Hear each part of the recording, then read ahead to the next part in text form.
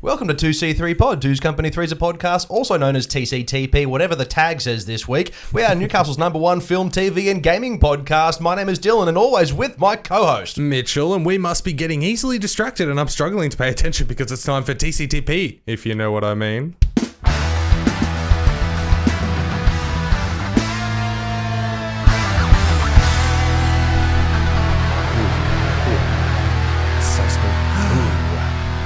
We have chippies, we have lots of stuff to eat. We have what? We have chippies, we have lots of stuff to eat. I have no idea what that's from. Oh, really? That's the great Pauly Shore in Biodome, 1996. Now, I know you love that movie because you've brought it up a few times, but I don't think I've ever seen it, and I don't think I ever will. No, I guarantee you won't, and I'm kind of glad you won't because you'll probably lose some respect. It's not even on the list of movies I want to see. No. I've got a list. We've talked about this a lot on the show, is that we have our lists of movies that we eventually want to see. Of course. It's not on there. No. But you know what is on Netflix at the moment? What's that? Beetlejuice. Really? Yeah. I started watching it the other day and I fell asleep because I was very tired, but I was like, this is one of the greatest movies. Well, if you remember from the very first trivia question that we do at the end of every episode, I haven't seen Beetlejuice. Oh, well, now's the perfect opportunity. Well, there you go. It's on Netflix. Yeah. I can add that to maybe at home with 2C3 Pod. Check out YouTube for that one. But yeah, absolutely. I might have to add highly recommend it, man. Yeah. Michael Keaton. I've only heard good things. I don't know why I've never come across it, but I've just Alec never stumbled Baldwin upon when he was young. Gina Davis. Oh, she's a handsome woman in that movie. Yeah, she is. She is still today. Winona Ryder. For some reason, she's like the ultimate goth in that movie. Yeah. Okay. Why not? I like me some Winona Ryder. But anyway, welcome, ladies and gentlemen, to Wednesday's edition of 2C3 Pod, where we are going to hit you with the freshest news of the week and a film review, which we are very excited to be talking about. That's for sure. Very bloody excited about it. Yes. But we do have a hell of a lot of news to get through this week and a lot of exciting things to talk about. Now, we've got a massive episode for you this week, so don't be afraid to stick around for the entire episode. That's right, and get geared up for Friday as well. We're going to hit you with Trailer Park and the Arsaw Pass. So make sure to subscribe on your preferred platform, Podbean, Spotify, Apple Podcasts, over, of course, YouTube. Big summer blowout. Now, quick shout out to our podcast partners over at Lake Mac Strongman. They've got their own show happening at the moment, which we're currently producing. It's called Lake Mac Strongman Talk. Hit them up on YouTube and Facebook and all of those things.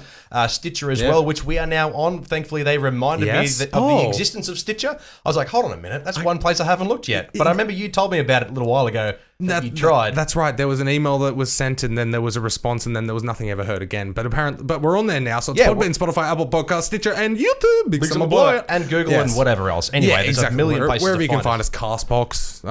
Oh my lord, what's Listen the other one? Notes. That's another one. Yeah, there's plenty. Patreon. That's another thing as well. Before we get wrapped into it, I did post on Facebook today. I did update our Patreon tiers. Ooh, I have not seen this. Breaking news for me. Well, there you go. So all of the things that you receive as a patron over at Patreon for 2C3 Pod are the same. It's just there's only 3 tiers now. There's no longer 4, and the maximum patron tier is $5. Oh, I love it. Yeah, perfect. So for what you could have got before for $20, you're only paying $5 now. Heck yeah. Yeah, absolutely. I might have to become a patron myself. Maybe I should too. We might get some exclusive content. We'll give ourselves a shout out at the end of the episode. And don't forget, if you do become a patron, you do get shouted out as a producer. Absolutely. And that's on all tiers, of course. Now, on all tiers as well, while I'm here, I won't remember all of them, but I do know that you also get automatic entries into any giveaways that we have, which we like to do. That's always good. Whenever the cash is flowing. Yes, which also remind me off air that I've got an idea for a new giveaway that's easy as crap, and it's just all me supplying stuff. So yeah, I've got an idea. Okay? If it's all you, man, I'm happy to go with it. That's exactly, fine. that's right. Yeah, I can finally contribute to this thing. No, but also don't forget, we do have, if you don't want to sign up for a monthly thing, we do have PayPal, of course. Two's Company 3's a podcast at gmail.com. One-time donation, 10 cents, 20 cents. Tell us to shout you out, we'll shout you out. Yeah, simple absolutely. As that. Anyway, every little dollar we do comes straight back into this. So and straight back to you, of course, in our wonderful TV show. Yes. That's right. Anyway, movie topics. Now, straight into the news. I think Man of the Week, Leigh Whannell. My boy. Writer and director, or partner writer and director of the original Saw movies. No. He was exclusive screenplay writer of Saw. What was James Wan's contribution to that? Director. Oh, right. James Wan is the visionary. Leigh Whannell is the mind. Okay. James Wan, as far as I'm aware, hasn't written a script. He's contributed, but he's never written a script. Right, okay. Anyway, He's been, film visionary and franchise Kickstarter Leigh Whannell is in the news this week because of obviously his massive success coming from the Invisible Man reboot, remake, whatever you want to consider it. Standalone thing produced by Blumhouse and Leigh Whannell themselves. But the main topic that we've got first up this week is that him and Blumhouse have signed a 2-year deal to make more TV shows, so television projects. Well, it's not like they've signed up for any particular project. It's a first look deal. Yeah. Which means that anything that he has, he takes to them first and says, you want to do this? And if they reject him, he can go somewhere else. But they've got first looks. And that's exciting. Which I think is a great thing because Jason Blum, if you go on his Twitter, people are like saying that, Leigh Whannell being the guy who wrote and directed, the Saw franchises. He's done like their partnership with Insidious franchise. He's done that movie Upgrade, which came out a few years ago, which I still haven't seen, but I really, really want to. I've heard nothing but great things. The guy can certainly write and he can certainly direct, and he's definitely a visionary.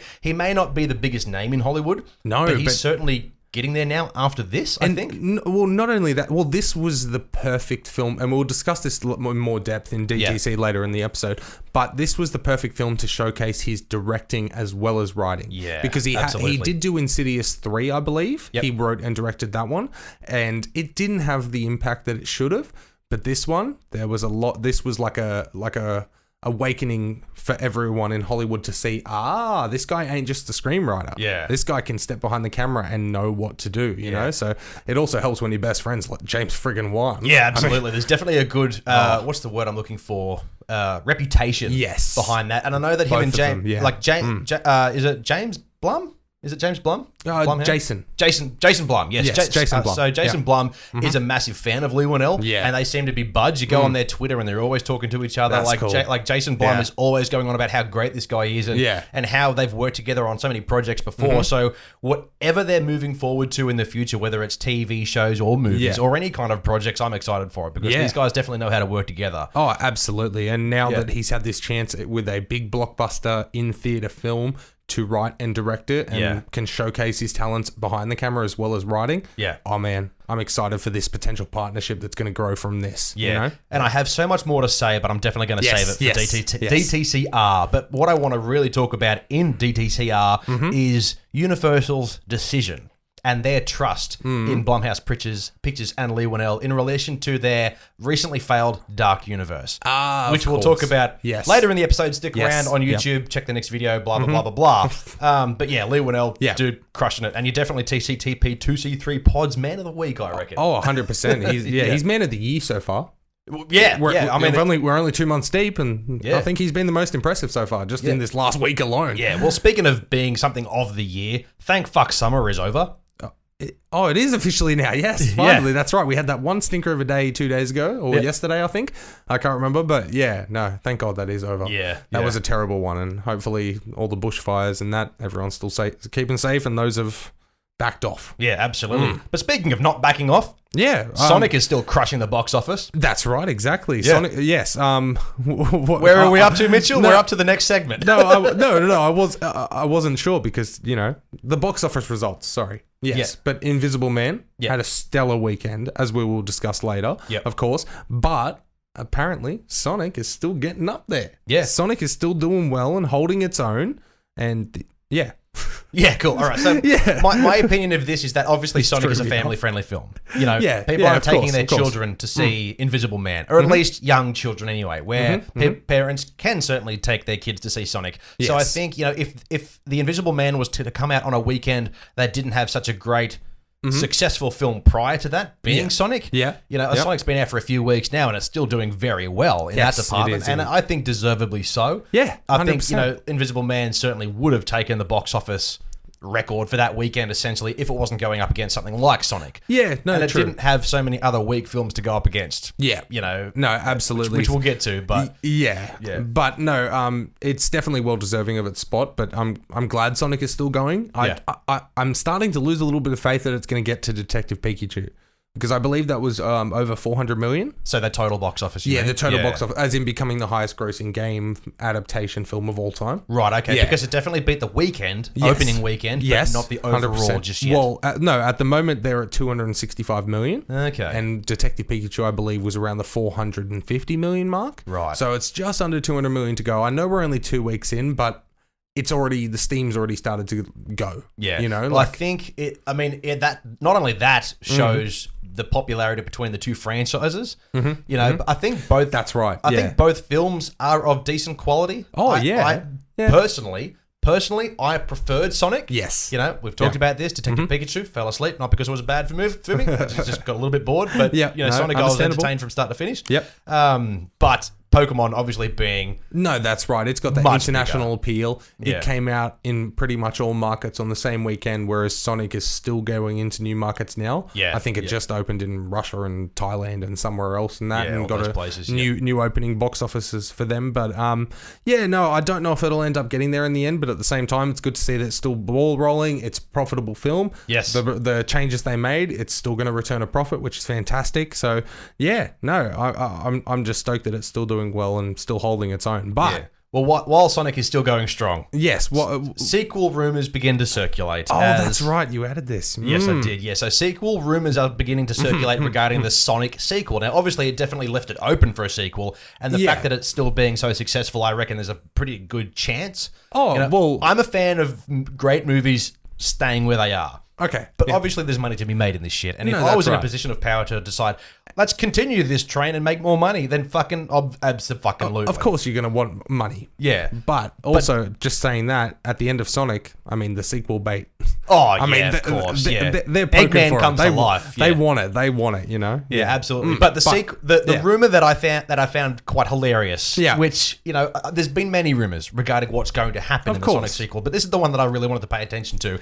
Reported by Gamebyte, if anybody's familiar with that website, they've put out an article saying that Dwayne Johnson, so The Rock, is possibly joining the Sonic sequel. Now, what I've written here is that this franchise hasn't failed yet to the point where it needs The Rock to come in and save it. It hasn't failed at all. Yeah, right. It's not even they're not looking at it going, oh, it might be a fail. No, it's been a success. Yeah. It is a success. Right now, this franchise is a success. That's right. And The Rock is usually that guy he's the franchise rescuer. Yeah, he comes in, 3 movies deep. 3 or 4 movies deep after they've started to decline. But, as I said, like, this franchise is fine. Well, maybe after the second one, if that starts to bomb, maybe number 3, they'll then you go and try and drag a big name in there. But at the moment, Ben Schwartz, James Marsden, and Jim Carrey, that's fine. Yeah. That was a good cast and it worked well. Yeah, and regardless of whatever role The Rock may play, if this ever comes to light of him being in this film, let him play Tails. Don't stick him in front of the camera. Fuck him. Yeah, put him in a... Actually, now you say that, I was thinking if he's on camera, I think that would... I wouldn't... maybe not overshadow Jim Carrey, but it would be confusing to see who am I paying attention to? Who's the big... Who am I supposed to be looking at? If Dwayne Johnson signs on for Sonic 2 as an on-screen character, James Marsden should just leave. Yeah. Because he's going to get 0 screen time that's relevant. That's right. I don't think you could really fit... Yeah, no, you Jim can't. Carrey, James Marsden, and The Rock all together and balance it equally. Like James Marsden, I feel, as much as I love the guy and he is talented, I think he's not a fucking 10-foot tall bodybuilder looking guy, and he's not this quirky, crazy Jim Carrey. No. He plays the straight man in this who loosens up a little. Like that's his role. Yeah. That's his role. So I mean, like you said, you can't balance Jim Carrey, Dwayne Johnson, and have James Marsden be like, and James Marsden. No, nobody's going to be doing that. But spoiler alert, Tails is there, and I'd love for The Rock to be the voice. Or Knuckles. Knuckles is the tough Sonic character where he's got these spikes in his hands. That would be okay. Of course, but there's been no tease of that. Of course, we did just spoil the Tails thing. But at the same time, I mean, chuck him on a voice role. Yeah, I'd be down for that. Give him a voice role, that's fine. Yeah, you're not going to overshadow shit then. Yeah. Like, that's totally fine. I mean, poor Ben Schwartz. I was about to say this. I'm glad you brought this up. Is that, like, on the poster, his name wouldn't be there. It'd be Ben Schwartz. Well, it'd be the Dwayne The Rock Johnson. He wasn't on the poster for this one. I know. And he is Sonic. I mean, oh man, poor slap in the face of that guy. But and he did very well in that role. Did you preface the fact that this is a shit article with no fucking validation at all? Yeah, like this is just a rumor that they've written an article on, and 2C3 Points now reporting it as well. For funsies. It's not legit, but But while we were talking about successes at the box office. Let's talk about a big pile of shit. Oh, yes, that's right. This one in particular, we definitely could see coming a mile away. But speaking of big dicks and movie tricks, it looks like we're right about Call of the Wild, because as Harrison Ford and a CGI dog, they're heading towards a $50 million loss. Yeah. Ruh-Roh. Ruh-Roh. Yeah. Yeah. Which, as I said, I mean, we could see this coming a mile off. If the dog was real, I don't think it would have lost either anywhere near as much or none at all. It may be because, you know, you've got Sonic, you've got the Invisible Man, and what else is out at the moment? Fantasy Island. Yeah. Birds of Prey is still doing the rounds. No, it's still doing well. This is that movie that's put amongst all of these to cater to a different audience in case none of them want to see those other movies. Yeah, but to sink so much money into an animated dog throughout the entire film, blah blah blah blah blah. You know, it's just a fucking mistake. And I listened to a podcast today, and they made the good point that Harrison Ford would have been filming this against a dude in a green suit. Have you not seen the pictures? No, I haven't. Oh man, I'll look them up. But okay, yeah, no. As we said when this movie first got announced, and we've watched the trailer come through and all of that. Sorry, there you go. Now that's Benedict Cumberbatch like doing the. Is it? Yeah, that's him doing the dragon from. Oh right, the Lord of the Rings, the Hobbit. Oh no, movies. sorry, there it is. Wrong one. Sorry, there. Oh, that's terrible. Exactly. Yeah, okay, sorry. so Call of the Wild is Yeah. Harrison Ford side by side, an animated dog the entire time. Now, not animated as in like he talks and crazy cats and dogs. No. They portray him as a real dog, but they have a person be the dog. And I've got the picture, and we'll post it on social or something. But yeah. There's this guy in a scene looking up at Harrison Ford with the puppy dog eyes and a letter in his mouth and this grey suit with all the dots all over him and stuff. And oh my! You know what I'm going to look up? I'm going to look up the budget to the movie Cats and Dogs. Cats and Dogs. Yes, oh, lovely. As much as I love that movie had animations, but also actual cats and dogs. They were real cats and dogs, and they just animated the mouth over the top. Yeah, so they would have had to train every single animal in those movies to do certain things. That was a $60 million film. This one was $125 million. Yeah, so for the price of the amount of animals they had in Cats and Dogs, exactly, they could have made Call of the Wild. I know financial times have changed and stuff, and probably that would be inflated to about $85 million, but still, $40 million more, and you get Harrison Ford in a green screen with a dude with a letter in his mouth. Yeah. Like, have you seen the movie Marley and Me? Owen Wilson? Oh, yeah, long time. Oh, yeah. Why are you going to bring that up? I know, it's a heartbreaking film, but they had like 3 different dogs for the same role. Mm-hmm. It worked. No, it looked great. It's worked many times before. Not just Cats and Dogs, not just Marley and Me, but Milo and Otis. Does anybody remember them? Milo and fucking Otis. Like that was literally just a cat and a dog fucking going through the forest. They had to train them to follow. How do you train a cat to do that? Like that's impressive. To do fucking anything. That is impressive as hell. But you can't have a real dog next to Harrison Ford on a green screen. I mean, I know we're not the only one complaining about this, but it just goes to show what everybody called out. You know, this film is losing money. With last year, it did have some standout bombs. Yeah. With this year, there's been some not so great films, but I don't understand how in this amazing age of cinema that we're in, where films are breaking records and there's all different kinds of films taking the spotlight all over the world, why is this still happening where they're spending this much money on something that is clearly destined to fail? Yeah. It's like Cats as well. I was about to mention that because like I was looking in your eyes and going, he's going to bring up Cats. Yeah, of course. Have you seen the screenshots to Cats? Screenshots? What do you mean? Screenshots, it's in people in the cinema before the re-edit was produced. No. They've literally have human hands. Yes. No, I know. I saw, I did see a picture of Judi watch on. Yep, exactly. Like, how badly... How can you go animating the entire film, doing the rest of their bodies, and forget those few things? That's exactly right. You want to know how they do it? It's because from beginning of pre-production to the final edit, 9 months.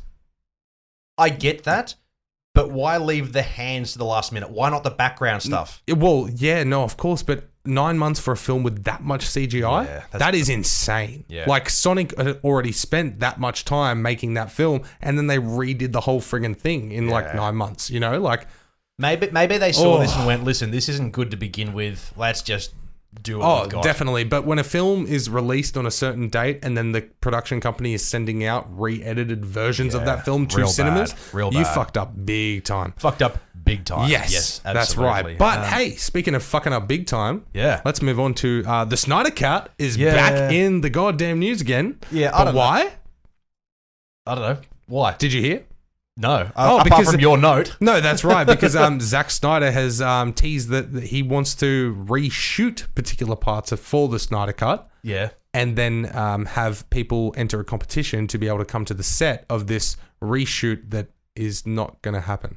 Yeah, the reshoot definitely won't happen. Because it's owned and operated by Warner Brothers, and they're going to be the ones who have to pay for this. Mm-hmm. Two, the movie's done and dusted. Mm-hmm. It's left a legacy. Ben Affleck has recently come out and said he nearly did The Batman, but he was told by a colleague or a co-worker saying, mate, if you do this, you're going to drink yourself to death. Yeah. So therefore, he dropped out for his own health. Which is amazing. Which is totally fine. And we all get it. I was going to say, but not only that, it's totally fine because it's given our Pats or whoever ended up getting that role a chance to shine on their own. Yeah, Ben absolutely. Affleck, you're Ben Affleck. You're fine. Yeah, you're Simple doing as well. that. Yeah. Don't do anything to risk your health. You're in a good spot. Chill. Yeah. But, Zack Snyder, do you know that social media platform that he's on, Vero? No, I don't know about Vero at all. When it first came out, it's called Vero, and it's very much like Instagram, but they called it the Facebook killer years ago, and then everybody joined it, and everybody realized it sucks. The only person who is still on it that we all know of is this dude, Zack Snyder. Yeah. Okay, so what is Vero? Like, what is the... You post images. Images, yeah. With captions. Instagram. Yeah. Yeah. Basically. Oh, is that it? That's pretty much Oh, it. Yeah. Okay. My Facebook killer. Yeah, my experience with that. Yeah, anyway, right, he's the only guy doing it. Like who's using it. He's a Vero ambassador. So anyway, we could go on about that. But back to the actual topic because we're a film, TV, and podcast. Film, TV, and gaming podcast, not a social media platform podcast. Yeah. So listen, he had a contest which had 4 finalists. People to draw essentially or create a fake poster for what the Justice League film would have been. Okay. And he announced the winners, and then they got some original film memorabilia. Yeah. Good for them. That's fine. But at the same time, why is he still petitioning for this Snyder Cut? Yeah. Does he not have other jobs? That's the thing. He has produced other short films and other films in between. I know, obviously, the whole story and debacle of the Justice League is a horrible thing for him. We lost his daughter, blah, blah, blah, blah, blah. But this needs to die. That's what I mean. As in, why is he hanging on to this one particular thing? Yeah. He's still got a career. He still is a very talented director. Yeah. Why are you hanging on to this one thing? Yeah. Unless it's because of what happened to him and, him losing his daughter, maybe this is just his way of holding on to that. Yeah. It could be, but now he's dragging the rest of the world with it. And That's people right. like us are saying, dude, either release what you've got or kill it because it's getting to the point where it's becoming it was already a bad taste in everybody's mouth. That's right. Where could it possibly go from here? Unless Warner Brothers turns around and goes, okay, everybody get back together. We're going to pay you double what we did before. Yeah. Make this fucking thing just to show the world that it's going to be another BVS. Yeah, pretty much. Yeah. No, that's exactly right. And I've said this before and I'll say it again.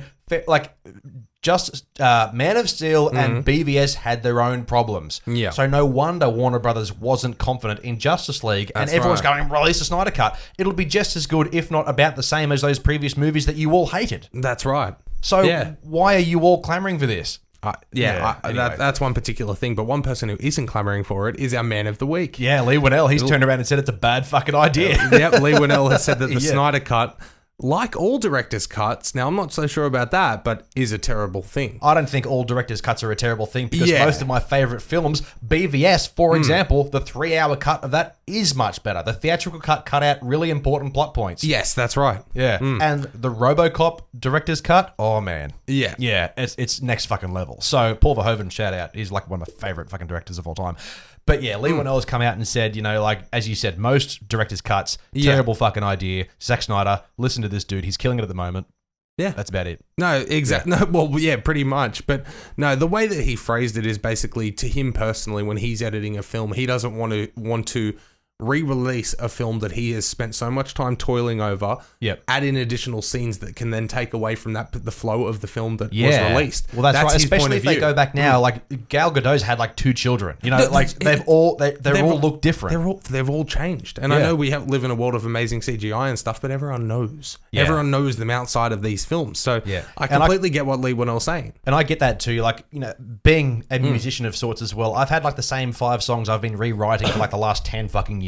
Yeah. And because I have no intention or actually no drive to release a final version. Yeah, because it is just my own project. Yeah. They'll never be finished. Yeah, no, and just that's like right. this, he'll be working on this for the rest of his life unless he is given a deadline, which he won't. No, because nobody, like we've just discussed, is clamoring for that. And especially not Warner Brothers. They're not going to sink the money into it. No, exactly. They've got bigger fish to fry, and they're hitting nails on the head in other departments. They're crushing it, absolutely. They're not looking in the past anymore, that's for sure. But no, I get what he's saying. But I get what Leigh Whannell's saying, though. Like, from an artistic point of view, if you're the director, you've released this, you've edited it down to the like studios things and that, and you're so proud of these films. Yeah. And then to go back in and say, oh, but I want to chuck this in here, this in here, this in here. And then all of a sudden you've confuddled the wonderful ebb and flow of the film. And you know what? It all comes back to what we were saying the previous weeks is that we'll always have the original. Yes. You know, like if they do release all this extra content and it does make it worse in some sort of capacity,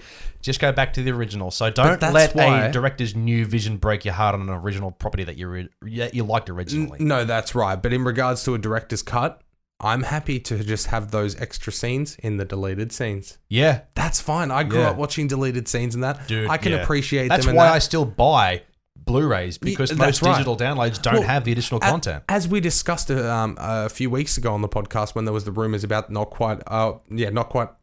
upon a time in Hollywood. You keep fucking that up every time. I will never get that right. Once upon a time in Hollywood, they was talking about that like 3.5, 4 hour cut of the film.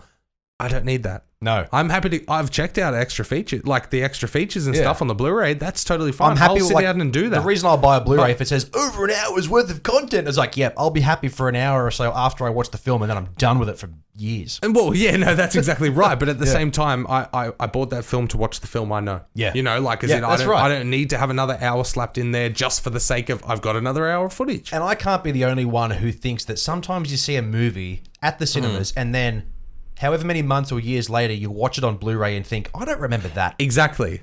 Yeah. There was a movie recently, Ouija Origin of Evil, Mike Flanagan's take on the Ouija prequel. There's a scene at the very end that I saw at the cinemas. Yep. Oh, how did it end? It led into the first Ouija movie. You know how they're in a house and they're young kids. Yes. It leads directly into that. Yeah. But then on the DVD cut, it ends where the two girls are in the mental asylum, and that's it. I was like, hold on a minute. There's a piece missing here. There. Yeah. And it wasn't even on the additional. There you go.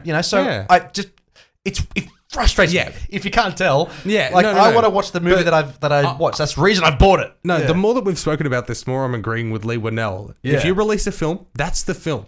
If you want to chuck in extra scenes, deleted scenes, separate folder. Don't fuck up the film you released. Yeah. I like what he said here. So he continued in this article from the playlist. Yeah. Said he continued, over the years, you'll see this thing where it's like James Cameron re-releases the director's cut of Aliens, and then he'll introduce it, and when you watch it, it comes on screen and he says, this is the way I always intended people to watch Aliens. And my first thought is, that's nuts. Don't have one definitive version of the movie. I hate this idea that we missed out on the version he wanted us to see. Yeah. That's a brilliant point. Yeah. That is, especially with a film like Alien. A cult classic. Actually, no, it's just a classic. Yeah. And then you come out, however many years? 30 years fucking later. 30 years later, and, this is how I really want it. No. Yeah. You release that film. We love that film. That's the vision of your film. If there's a certain vision that he wanted us to see back then, he would remake the entire thing. Exactly. In modern technology. You know what he's like with his fucking 3D avatar. That's exactly right. So, no, that's a wonderful point as well. Yeah. But anyway, moving on from our Men of the Week. What have we got now? This is this next one that you added in. I think I've opened it up in the right order. Courtney Cox. I forgot to open that tab. Yes. No, there's just a brand new horror comedy. Shining Vale, horror-comedy pilot stars. Wait, what did you just say? Horror comedy. Horror comedy. Did I fuck that up? You jumbled it together. Go back and listen to that. No, it was horror comedy. Yeah, no. However you said it, that's how I forever want to say that. Horror to me. Oh man, I can't remember how you said it. We'll have to go back and listen to it and then make it our debut every week. Yes, no, Courtney Cox, who I am a huge fan of because of Cougar Town. Shout out Cougar Town. If you know Cougar Town, you get it. Okay, simple as that. But Shining Vale, a horror comedy. Pilot is being filmed for who was it for? Was it Amazon or Hulu or somebody? But either way, yeah. So I had to chuck that in there because I'm a Courtney Cox fan, and it's a horror comedy TV series. So the only things I'm a very huge fan of Friends. Of course. So I definitely like Courtney Cox, and every time I see her in something new that I didn't expect her to be, and I'm like, oh, that's Courtney Cox. Yeah. I probably won't check this out. I haven't checked out Scream. Scream. Have you seen them? Or Yeah, but I'm not a fan. Hey, Oh, I know, really? I know they're Okay. massively popular. Wes Craven, Yeah, obviously, yeah, exactly. But I'm just really? I think it's because there's been so many cliches since Scream. I Well, think it was the start of the cliche. that's what I'm saying. I think all those cliches that I've seen, Yeah. they all amalgamate in that fucking film. Yeah, so you put down the fact that you've seen the cliches before you saw the classic. Yeah. And then you saw the classic and went, it's your fault. Yeah. It's fucking your fault. Basically, yeah. And I just I get that. I like the twist. I like the twist at the end. It's just like when you watch that movie. I mean, this guy could be taken out in so many different fucking ways. Like he's just a dude in a big fucking thing. You could trip him over and he's done for. Yeah, Pretty much. Yeah, exactly. Scary Movie does it best, I think. What's up? That's the best fucking movie. Oh ever. my God. Okay, but you know Scream isn't a comedy, right? No, I'm well aware of that, but Yeah. I watch it like it's a comedy. parody of a slasher film, but it's a serious parody. Yeah. Yeah. No, exactly. So I get what you're saying, but apparently they're doing this pilot for a network called Starz that I've never heard of. So Okay, another network. Wait, hold on. Starz is a production company, isn't it? I'm not sure. I'm pretty sure if it's the No, Starz I'm but thinking of. I wasn't saying it was a service. Yeah, no. I assume this was for like a channel or a station. That's in what America. I think it is because now I think about it, I can't put a TV show to a name, but I do know at the very end of the show when they're going through the credits, it'll say Starz Media. Yeah. That may be what I'm thinking of. Yeah. Anyway. I just read the brief synopsis about what this pilot is going to involve, and now I'm sold on it because I love silly Courtney Cox, but I'm not so sure. Apparently it involves a family who moves into a house and there's some eerie things going on. Yeah, I know. But remember, comedy, okay? And she's the only one who's noticing. Oh. Actually, okay. That I sounds know, all right. I know, Yeah. right? Yeah. I'm like, that sounds so bad that it can only be amazing. Yeah, that sounds like it'd be frustrating to watch because you're like, I mean, you get it, but nobody else does. Like, But what I want for this is to be so bad that it has a laugh track. Oh, yeah. I want a laugh track where she's like, I swear I'm seeing things. And there's a can moving. And she's like, look, see? And he's like, there's nothing there. And then, laugh track. But either way, I'll be looking out for that. Yeah. Shining Vale. I'm going to keep my nose to the grindstone on that one. Going back to Scream, did you watch the Netflix TV series Scream? No, I didn't watch the TV series, no. I watched, because like as I just said, I'm not a huge fan of the Scream movies. Yeah. I did watch like the first 3 episodes thinking, all right, I got to get into this. No? I haven't watched it do since. Maybe it probably gets better. It may get better. I don't know. But I think I need to give it another chance. Did it seem too like teenagey drama? Yeah. Okay, yeah, exactly. See, I was that's like, what I thought it was This is headed. based on an iconic We could horror. be completely wrong. Like 3 let us episodes and know. no episodes, please let us know. But as far as my first impressions from it were, it looks a bit teenagey drama, not horror film. That's what I mean. Like, it's obviously taking even though on it's an TV iconic horror franchise. Yeah, that's the right. first 3 episodes were like, hey, these people are in high school. It's like, get to the good shit. Yeah, But I guess that's what right, Scream is. It's fleshing it out. You know, it may end up revealing towards the end who's the killer, blah, blah, blah, blah, blah. Well, speaking of things that can be misleading on Netflix,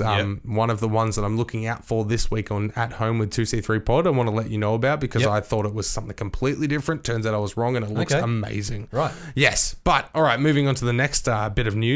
We have... Judge where did Judy. it go? Yeah. Where did it go, Dylan? Dylan, where did it go? What do you mean? I can't see it. It's just... There we go. After 25 wonderful... Welcome to the podcast where we just scroll through our fucking computers for an hour looking at stuff. My apologies. I'm shaking some rust off. But after 25 wonderful bitchy years, Judge Judy is ending. Yeah. After the current season, Judy will leave the network to make another show on a new network called Judy Justice. Yes. Happy retirement, Judy. I've been watching Judge Judy for a very long time, for as long as I can remember. 25 years of it, man. Yeah, I mean, and we were kids when this started. Yeah, well, I was 2. Yeah. Yeah, I was 3. 3? Yeah. So this has been going for a very long time. But I was thinking about this when I read this note before recording this evening. I was thinking, hold on a minute. I've watched Judge Judy for a very long time, but every single episode I've watched, she doesn't look any different. Yeah, what? Have I only been watching episodes within a 2-year period? Like, where's the rest of it? No. When was she younger? When was she older? I have no idea what she looks like That's right right. now. I think the first time I would have come across her would have been when I was about 10 or something like that. So the show's been going for a while, and I can not changed. I can visualize that in my head and that. Yeah. And then I'd see it in the afternoons on fucking, I think, Channel 10 or something like that. Yeah, and I'd see it in the afternoons and that. And my only image, and then the most recent image from like one of her last seasons, I'm like, She's the same. Yeah, nothing has changed. Nothing How has is changed she at all. doing- Yeah. She's a witch. It's all that money, man. Have you? There was a Judge Judy Dollary episode dues. away from the judging side of it, and it was kind of like Cribs. It introduced her house and her husband and where she lives, God. and also through like the history leading up to where she became Judge Judy. how she got to that point. She was in family court prior and all this and that. And the TV show, obviously, she does fairly low scale cases for the TV show. It's all like, hey, you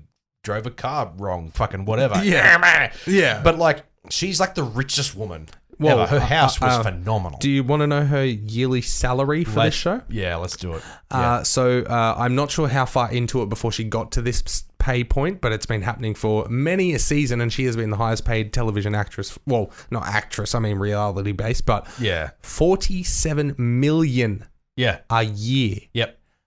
What the fuck? If I could get paid Holy $47 million shit. a year to yell at idiots, Yeah. that'd be the best job ever. That's the best No wonder she looks so good. She's happy every freaking day. No, but that's the thing. She only has to frown for half an hour, and then as soon as all right and cut, we got that one, and she's like, "Fuck yeah, awesome! All right, all right, who's getting margaritas?" Like, as in, you know, or she's like, "Who's next?" They probably do like 4 or 5 episodes a day. Yeah, of course. That's the insane thing. 4 or 5 episodes a day. I'm just going to assume there's 30 episodes in a season. Yeah. Let's just say 30 episodes a year.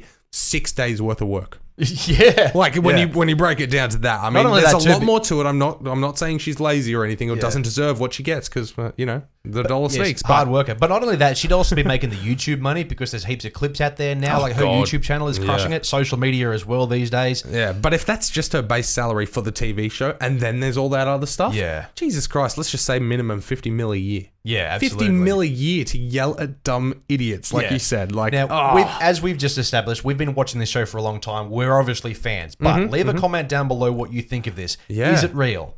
What the show? The show? Oh, it's real to me, damn it. Yeah, but you also watch wrestling. That's true. That's true. But that's real to me too. So we all watch movies. Entertainment is fine. And I subjective. like to think that it's real. Yeah. Especially in today's day and age where everyone's hungry for that 15 minutes of fame. They'll go to that. Like, I can imagine there being like, he dinged my car with his like door or something like that. Yeah. And they'll be like, I'll take you to Judy. And he'll be like, oh yeah?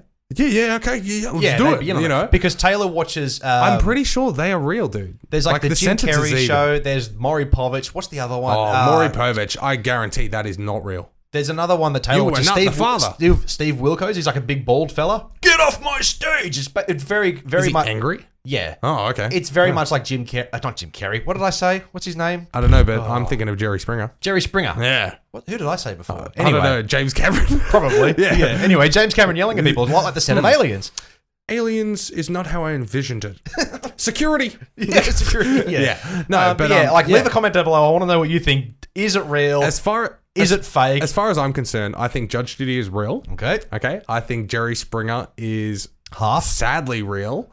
And I think Maury Povich is so fake, it's hilarious. Yeah. Yeah. I've only seen a few of Maury Povich, but you are not the father. And then the way they dance, I'm like, you're either kind of a human or like you're acting a little bit. Yeah. Like it's but pretty clean either way, cut. it'll be sad to see Judy go to another network and still make TV shows. So, hey, I'm curious to check out Judy Justice. Yeah, I mean, absolutely. why not? I'm wondering if they're going to change the format. Is she going to still be the judge in the top of the courtroom, or is she going to be like in a room with people? Like Judy Justice, it doesn't... Yeah. Is it just changing networks, same show? Probably. I feel like it probably is. Because they didn't call it Judge Judy. Yeah, she'd be playing to her strengths anyway. But speaking of playing to her strengths, moving on to the next little topic here, what you've written in is that I love this news because it actually makes sense. Yes, it really does. And did you get a chance to check out the news that I'm talking about? Yes, absolutely. Hilary Duff publicly asks Disney to move the Lizzie McGuire revival to Hulu after it was recently canned, which is funny because the actors literally have no control over the projects they're in, but they love to talk. I know, exactly. That's the sad point about this is this is news that an actor is actually making sense and everything they're saying is totally reasonable, but there's no control. No. Minimal at all. Yeah. But basically, Hilary Duff, Lizzie McGuire, of course, it's getting a reboot. Who we all know and love. Of course, exactly. If you didn't grow up watching Lizzie McGuire, get out. Yeah, just get out. You've missed out. Yeah. Oh, yeah. That was amazing. But either way, so it's getting the reboot, of course, and originally planned to go to Disney Plus, and that's where it is going to go. I mean, let's just say that's where it's going.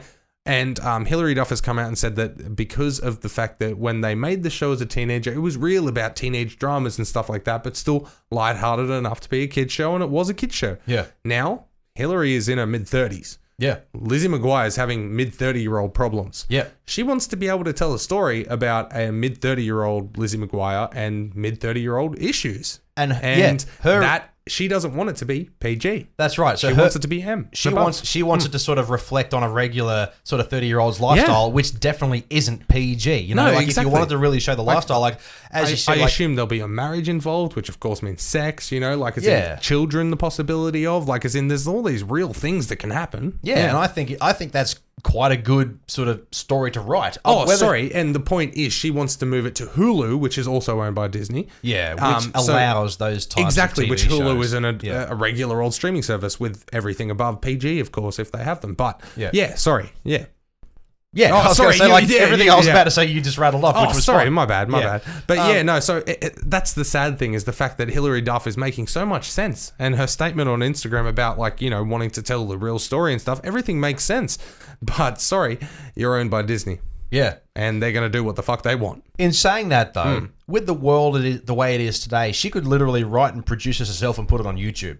Yeah. As she could take that elsewhere if she has the power to do so. It may not be called Lizzie McGuire. I don't think it could be, man. It's a Disney property. They would have their thumb on top of it. But as I reported last week, the Disney's CEO, Bob Iger, has stepped away from being CEO and he's involved directly more in the creative endeavors. That's right, in saying that, there could possibly well be a change to the types of TV shows that Disney Plus gets, and they may be open to more M-rated or MA-rated things. Even as you mentioned before, if Hulu is owned by Disney, as you said, this could also be a very real possibility because there may be some influence there from her social media and her fans going, hey, that sounds like a great idea. We do want to explore those, I wouldn't say older, but, sort of middle-age or early 30s. Yeah, no, just a bit more realistic, instead of tiptoeing around those issues because you have to be PG, how much fun can it really be to watch a 30-year-old's life when it's like Friends, for example, as we mentioned earlier, that tackled a lot of real issues based on people around that age about,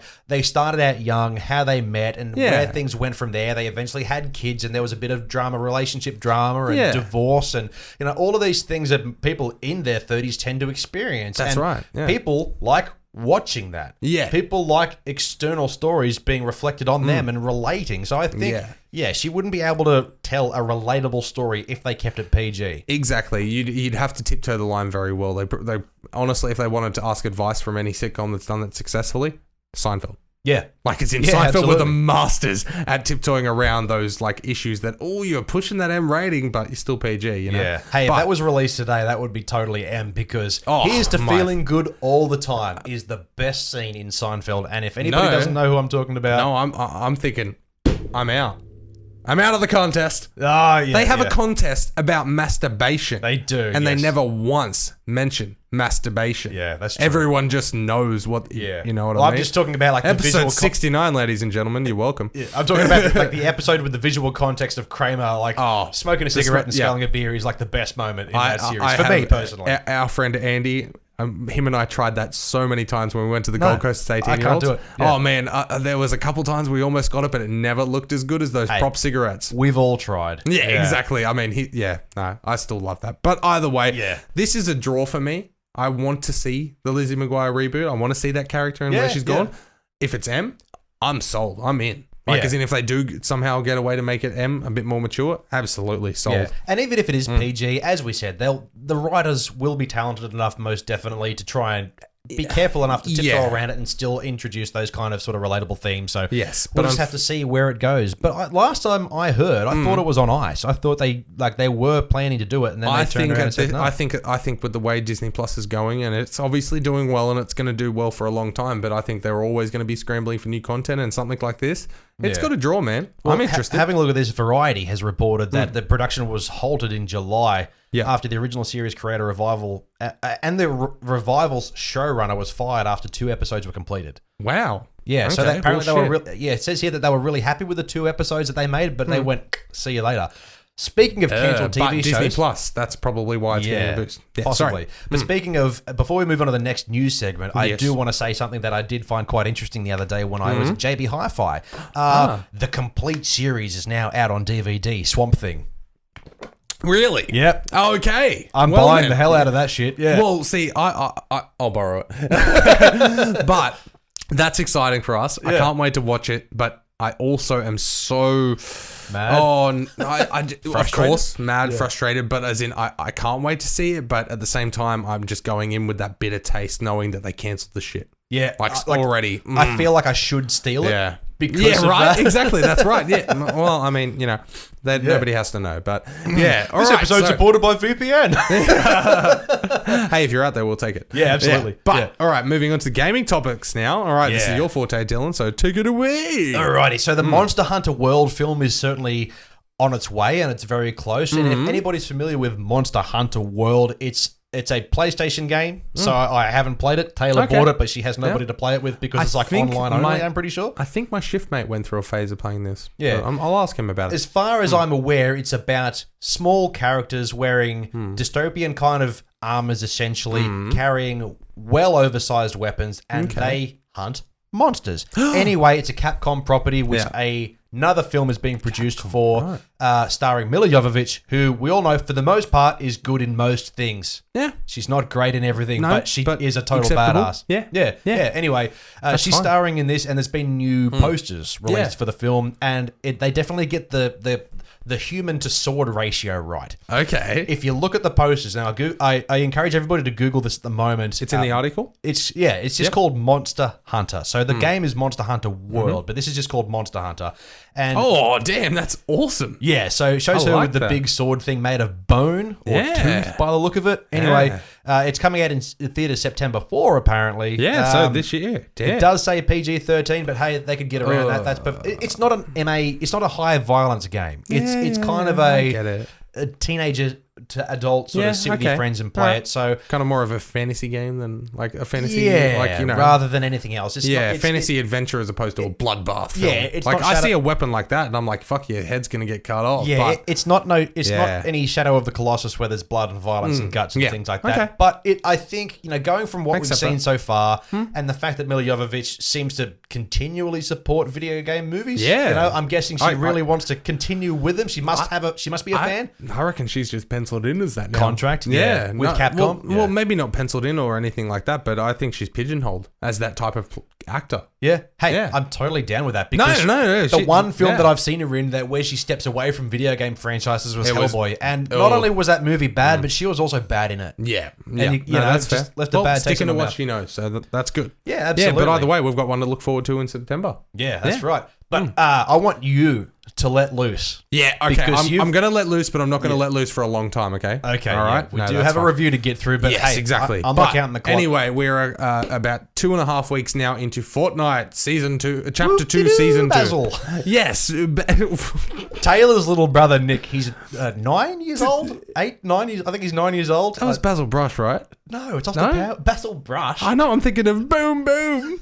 Okay, I right. said whoop-de-doo, Basil. It's Yeah, I know. Austin Powers. He's about to drink fat Oh, bastards. right. I Yeah. hate Austin Powers. Yeah. Oh, okay, that makes sense. Get out. Anyway. Get out? Really? Hey, you redeemed yourself with Basil Brush. Okay, we need a YouTube special of me and you debating why it's good or actually why it's bad. But either way, What were we Fortnite talking Season about? 2. Yeah, yes. So Taylor's little brother Nick, Yes. every time I go there, he comes up and sits on my lap and he just blurts all this Fortnite nonsense, and I'm sitting Yes. going like, dude, I don't play it. I don't know what you're talking about. Come back to me in 5 years when you're playing Doom. You need to get him that for Christmas this year. He plays Halo and he's quite good at it. So he's good. Yeah, You get okay. there, You just yeah. got to push him towards Doom. Yeah, But, yeah. and he's very good at Killer Instinct. Anyway, I just yes. wanted to say it. So after the longest season ever of Fortnite, where it dragged on, a lot of big streamers, a lot of players ended up getting sick of it because there was no changes. It was just 4 months of just a brand new map, and that's it. So there was no changes. Finally, big ass changes this time. Yeah, right. They've got new in-game features where there's now 5 bases, and there's NPCs at every base. And there's a boss at Nick each told me base about as that, well. yeah. Yeah, I told you briefly, I think, at the Bucks weekend. Yeah. Yes. And there's NPCs at all the bases. But NPCs, and there's a boss at each base with a mythical weapon. There's only one of that one in that one game, you know. So there's a lot of new features and a lot of new islands and stuff. They've brought back launch pads, so there's transportation now. Okay. And so the launch pads were gone, were they? Launch pads were gone, like end of like season 10. Oh, okay. And then when the new season started, they got rid of it, and the only transport was boats. Yeah. Ugh, so now but now you've got the launch pads in there. There's lots of new weapons as well. It's a lot of fun at the moment.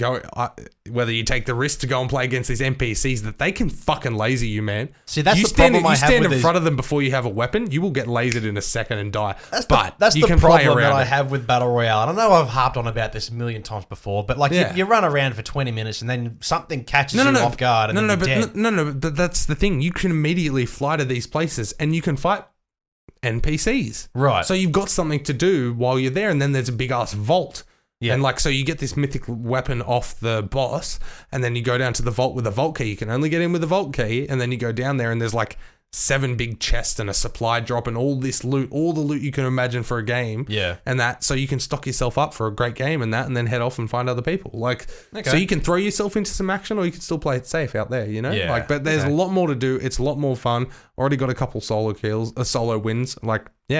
Having a good time. I think it's really good changes, and it's been getting a lot of big streamers back into Fortnite. So it's good. The last time I played Fortnite, which was many moons ago, but it was around a time where I was just sitting down and I was like, okay, I've got an entire weekend. Let's try and rip into some of these battle royales. Yeah. And I didn't do totally bad. Yeah. I just took my time. Yeah. I kind of played it how it was supposed to be played because you know me, I just run and gun. Yeah. The same with PUBG. I really took my time and I came second in almost every game. It was just because they just beat me by that one little bit. Yeah. But all of these changes, I liked the fact that it's a free game. Obviously, it still makes money from microtransactions. How they do it. Ooh. But they still introduce new things every single time, every few months. As you said, it's been 4 months. It feels like forever. It's I've been playing fucking the same game for 6 months. No, that's exactly right. And in a way, as a Fortnite player, it is a bit selfish to say, 4 months without a change. But in the world of Fortnite, it's not expected to take that long. It might have actually been 5 months. If there was no changes at all, everyone would still be playing it. Well, yes, but the numbers have dropped. As in the numbers did slowly drop. As in everyone was like, whoa, Chapter 2, Season 1, this is amazing. You know what Activision and most other game companies do when the players start to drop? What? They just release a new game. Yeah, exactly. Call of Duty, 1 million! Well, Epic Games don't have that choice. They are pigeonholed into the Fortnite company forever. You know what Epic Games need to do? Now I'm looking directly at you. Know what? I know you're listening. Give us a re-release of Unreal Tournament 1. Yeah. You don't know what that is, but it came Unreal Tournament. It was a precursor to Fortnite? Multiplayer only first person shooter, which came out around the same time of Quake 3. It was in the late 90s, early 2000s, and I played the fuck out of it on the PlayStation and PC. I honestly didn't know Epic Games existed before that. Yeah, man. They've been around for a good 20 solid years. There you go. Well, congrats on finally hitting gold. Yeah, right? Because they've been up there with some of the big dogs in terms of first-person shooters, and especially with the Unreal franchise hasn't really made anything decent in comparison to how good they were back in the day. Yeah. Just go back to grassroots. I mean, obviously focus on your Fortnite. That's crushing it, and definitely don't slow down there. Yeah. But give me something to play. I think they're fully invested in Fortnite now, and I don't think they've got any other games on the horizon. There's no reason for them to do anything else. No, exactly. But, I mean, come on, he asked nice. I did ask nicely. Yeah, exactly. Yeah. But hey, something is coming out very shortly. I was going to say, that's right. Yeah, exactly. I've had my chance to rant about something I love, but what did you have on the horizon very soon? So as of this recording, now we're recording this on the 3rd of March, and it will be released on the 4th of March. Wait, what? Yeah, it's this episode. Sorry. I thought you meant the game, and I'm like, what? Tomorrow? No. Sorry, I had a heart attack. Yeah. No, this episode. But on the 20th of March 2020, we are getting Doom Eternal. Which I've been waiting an eternal wait for, which all the memes are saying at the moment. That's funny. Yeah. But after all the wait and the pushback and all that, oh man. Yeah, I'm very excited. Coming, man. It's coming. I went to my local EB Games, well, not my local anymore, but my EB Games where I did pay, I order my pre-order, and the deluxe edition, which is like $300 something. It comes with a helmet. Yes, I know. I can't wait to see that helmet, man. Yeah. But the young girl behind the counter, I walked up and I said, I'll put $50 on my Doom Eternal pre-order. I've still got a little bit to go.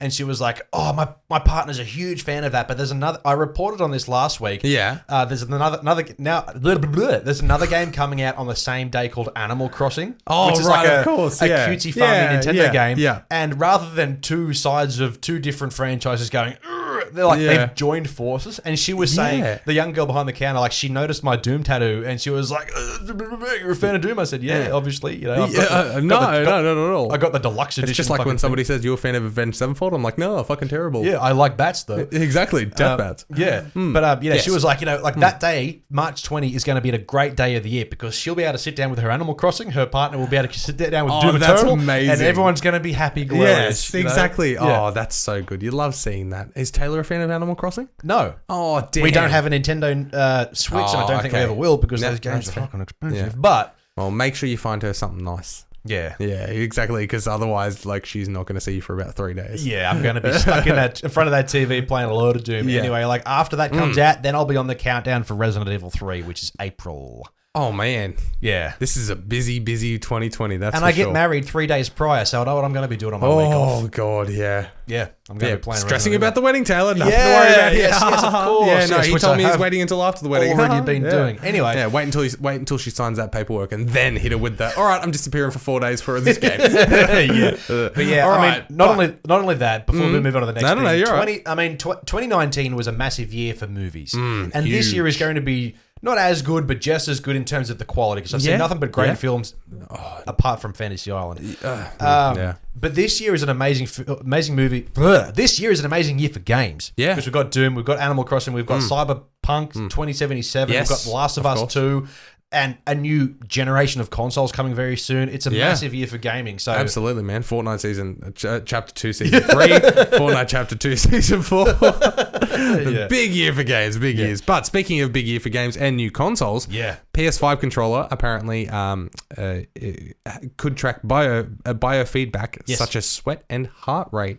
Because there's a new patent that suggests that's what they're looking at with the controller. Which is fucking gross. But at the same time, it makes me think, how much more work do the developers have to do My lord, to implement reactions to the person's sweat and their movements and their pulse to then affect the game? I see. No, that's right. Exactly. Like, are you saying that you think this could start a trend where then all of a sudden developers are looking at, okay, once the heart rate hits here, then this happens in the game, and like that's what you're thinking where it's going? Some games already do that. Some games will hear you, and like if you're playing a silent horror game, like Resident Evil 2, the remake did it, where if you're playing in a quiet room and you sneeze, Mr. X will find you. That's insane. Oh god, which that's so is nuts. cool. But those peripherals it adds another layer of the work that the developers have to implement. But not only that, developers are now having to make their games 1,000 times the amount of data, like data and resolution of previous generations. Yeah, they now have to implement, bio fucking feedback into this. It's just adding another layer of work, and